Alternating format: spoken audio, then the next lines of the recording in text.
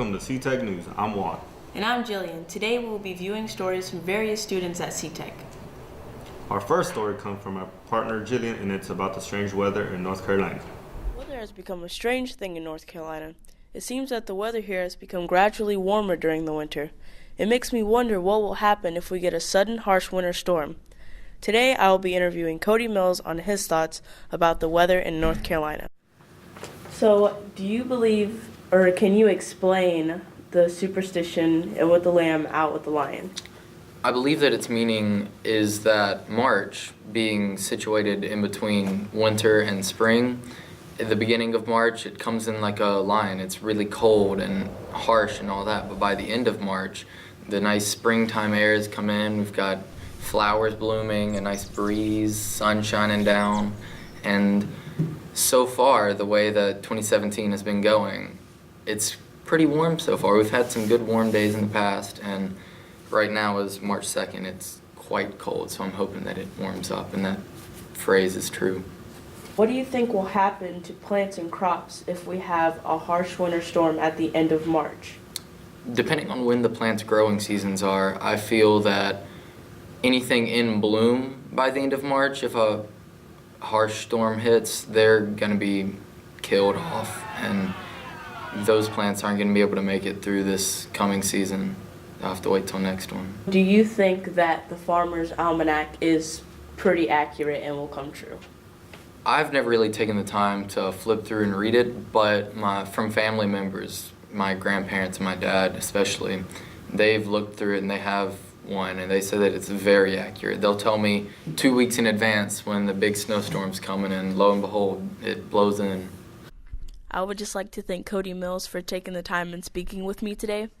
Now we may know what could happen if we get a harsh winter storm at the end of March. So, thanks for the answers, Cody. Thanks for the informative story, Jillian, and a special thanks to Cody Mills for helping us get our information. Our next story is about the start of spring athletics in North Carolina by Noah Handy. This week is the start of the 2017 spring sports season. 3 sports will be starting this week. Baseball, softball, and lacrosse all start this week for Southern Element's Burlington schools. The first pitch of baseball season was thrown on Tuesday the 28th. Both Southern and Western Elements start off the season with a win. Western Elements' Jordan Hodge throws a complete game, 5 innings with 12 strikeouts, while Brady Edwards of Southern Elements throws a 5-inning complete game with 11 strikeouts. Western was led by Ethan Coleman with 3 hits and Philip Cole with a home run. Southern Elements was led by Drew Strother with 3 hits, Noah Handy with 3 hits, and Jacob Taylor with 2 RBIs, as the Patriots roll on to win and beat Graham 12-1, and Western rolls on to beat Eaton 11-1. There will be 3 or more games each week for baseball and 2 games a week for softball teams. Southern Elements and Western Elements will start off the lacrosse season this week on Wednesday the 1st against Eastern and Williams.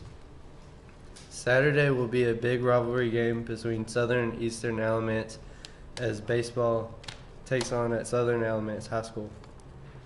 There are going to be a lot of tough games each week for each sport, so make sure you're wearing your team's colors and supporting your team. Varsity games will be played at 7 p.m., while JV games will be played at 5 p.m. Tickets will be around $5 per game. Be sure to come out and watch the games this week and support your team. Thanks for the updates, Noah. I'm sure we'll try to get out there and support our home schools. And now it's time for a message from our sponsor.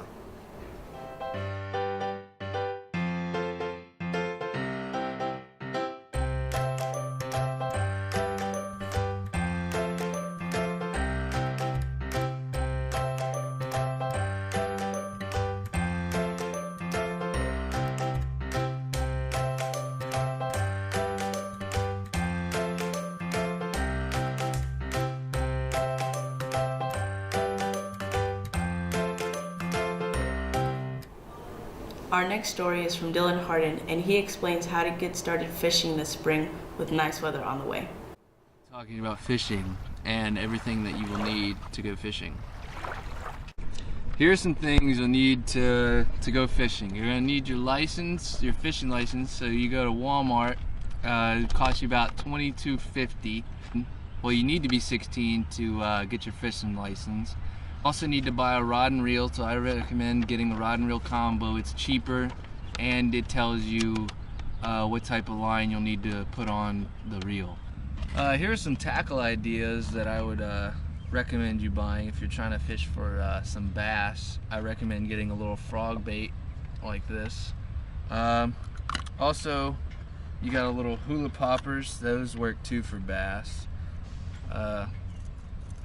You just you throw those out, and then you twitch the pole to make them pop on the water. And if you're doing bank fishing, I just recommend just using a bobber and worm.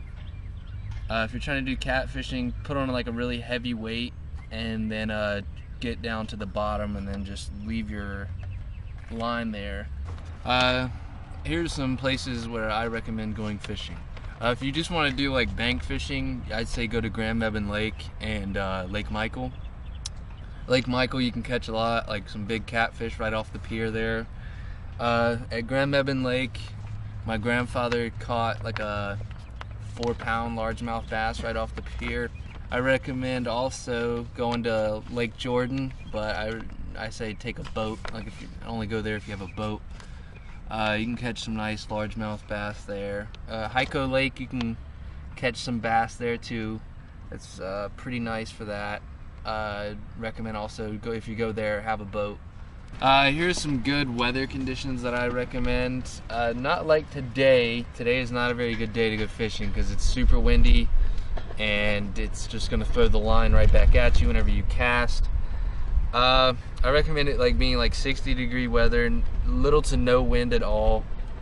Try and fish in the shadows of the lake, and cloudy days are good.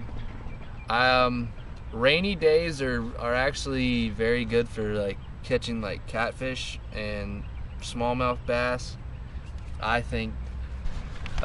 So yeah, now you know places to go fish and what all you'll need to go fishing. Thank you guys. Our last story is from Wesley Terry and is about how lucky we are to have such a nice campus to come to. Whether or not you're a freshman, a senior, or even an 8th grade middle schooler touring the school, you can all say that C-Tech is one of, if not the cleanest school in the county. The bathrooms are clean, and they actually have doors on the stalls. The hallways are clear of stains on the walls, and they're more colorful than the dark, dreary hallways at our home schools. What makes this school so great is how incredibly clean it is. Other than the silly geese who leave their trash in the parking lot, the school grounds are clean enough to eat off of. I'm going to go around and ask some campus students some questions that are going to help us better understand how clean the school is and how that cleanliness leads to a sense of pride. So I'm here with Jack today, and he's going to help us answer a few questions about C-Tech. Yep. Jack, what are some aspects of C-Tech that make it such a great school? It's clean. It's very clean. I like that it has multiple levels, and so it doesn't feel crowded all on one space. I like the teachers are pretty nice and pretty relaxed, and it has good equipment. So Jill, what are some aspects of C-Tech that make it such a great school? I think some aspects about C-Tech that make it cool is the fact that C-Tech has really nice bathrooms, just really nice classrooms in general. What do you like about the C-Tech environment? I like that the teachers are very nice and the administration is really nice, and I like the fact that this place makes you feel safe.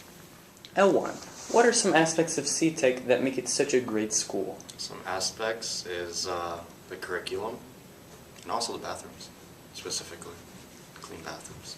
In what ways does a clean environment affect the student population here at C-Tech? Cleaner bathrooms, cleaner classrooms equals more people.